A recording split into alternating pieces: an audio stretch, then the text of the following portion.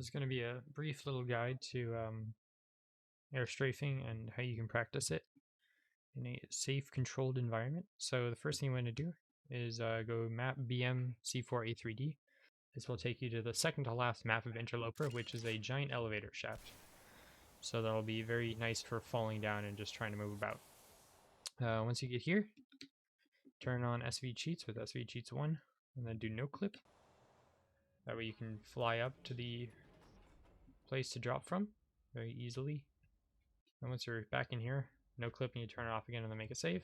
And then from here, you can do a bunch of little airstrafing drills as you fall down. So just to reiterate real quick how airstrafing works. So right now, if I just crouch and I hold right or left, if you look at velocity in the top right, I only move at like about 106. But if I, in this case, hold right while moving my mouse right, you'll notice a little increase above that 106, about like 114 there. And so on the ground, this caps out eventually just due to friction and whatnot, but in the air, you have no friction. So when I jump off and hold left and right, well, if I airstrafe left and right, I'll keep building up more and more speed.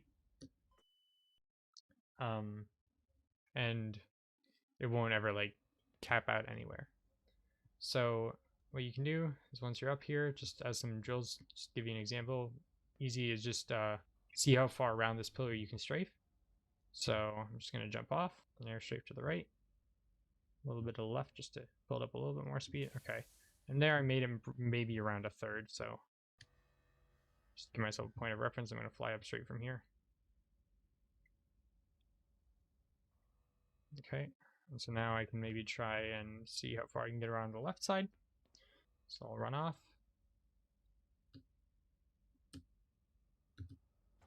There I made it maybe almost, again, roughly a third. Some other drills you can do also is try and run off and then airstrafe your way back into the elevator shaft after that big shield right there.